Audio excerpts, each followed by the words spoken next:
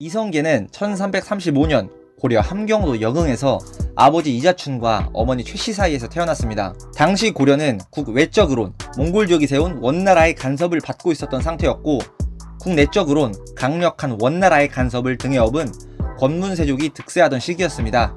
하지만 당시 원나라 옆엔 조그맣게 세력이 생기기 시작했으니 훗날 우리는 그 세력을 명나라라고 부르게 됩니다. 그리고 이성계의 아버지 이자춘은 원나라의 정세를 보고 한족의 명나라가 몽골의 원나라를 몰아낼 것이라고 예측했습니다. 즉 원명교체기를 예상했죠. 그러던 중 공민왕이 31대 고려 왕으로 즉위합니다. 공민왕은 원나라를 반대하고 명나라와 친하게 지내는 반원 친명 정책을 펼쳤습니다. 왜냐하면 원의 간섭은 간섭대로, 권문세족은 권문세족대로 문제를 일으켰기 때문이죠. 그렇기 때문에 공민왕은 이자춘을 시켜서 쌍성총관부를 점령하게 합니다.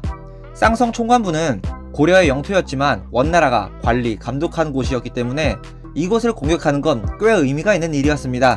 이때 이성계도 이자춘을 따라서 쌍성총관부를 점령한 공적으로 22살에 고려의 신하로 인정받게 됩니다.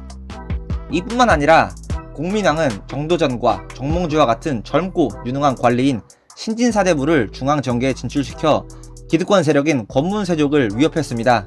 그렇게 1368년 원나라가 멸망하고 명나라가 세워졌습니다만, 끊임없는 고려의 불안정으로 인해서 공민왕이 부하로부터 시해당했고 우왕이 고려의 32대 왕으로 즉위합니다.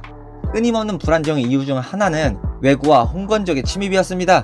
여기서 이성계는 그들의 침입을 성공적으로 막고 많은 전투에서 그 명성을 날리는데, 특히 황산전투에서의 압승으로 신흥무인 세력의 입지를 확고히 하게 됩니다. 하지만 명나라 입장에서는 친명 정책을 펼치던 공민왕이 시해를 당하니 고려가 아주 괘씸하게 보였습니다. 그 꼬장으로 명나라는 고려에게 천령 이북당을 내놓으라는 부당한 요구를 해오기 시작합니다. 천령 이북당은 원래 고려의 영토였기 때문에 원체 명나라를 싫어했던 권문세족 출신 최영은 이에 불만을 품고 우왕에게 명나라 선제 공격을 건의합니다. 우왕은 전쟁 경험이 많던 최영과 이성계를 불러 요동정벌에 대해 상의를 하는데, 여기서 이성계가 그 유명한 사불가론을 제시합니다.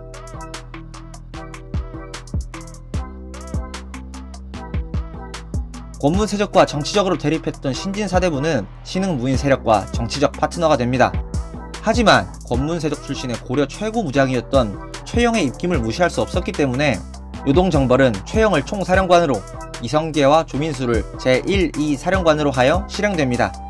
하지만 명나라를 상대로 하기 때문에 대군을 출진시켜야 하는 상황에서 우왕은 혼자 남겨질 것을 두려워해 최영을 출진시키지 않는 자충수를 두게 됩니다. 출진한 최영 없는 최영팀은 요동 가는 길목에 있는 위화도에 도착하게 됩니다. 하지만 당시 날씨가 심히 좋지 않아 물이 불어나는 바람에 오도가도 할 수 없는 상황이었기 때문에 더 이상의 진군은 불가하다고 판단했고, 이성계는 우왕에게 고려로의 회군을 요청했습니다. 하지만 최영과 우왕은 이 결재를 반려하고 요동으로 진군을 계속하라는 명령을 하게 됩니다. 이성계는 군사들의 불필요한 희생을 막는 이유로 1388년 반려된 프로젝트를 지 맘대로 실행하게 되는데, 이 프로젝트 이름을 위화도 회군이라고 합니다. 이성계는 400km를 10일 만에 도착하는 속도로 주파해 고려의 수도인 개경으로 돌아왔습니다. 이에 화들짝 놀란 최영은 남아있는 병력을 긁어 모았지만 고려의 대군을 요동정벌을 위해 이성계에게 맡겼기 때문에 남아있는 병력은 부실했습니다. 최영은 회군한 병력을 막기 위해서 부단하게 노력했지만 위화도에서 회군한 이성계에게 패배하고 훗날 참수됩니다.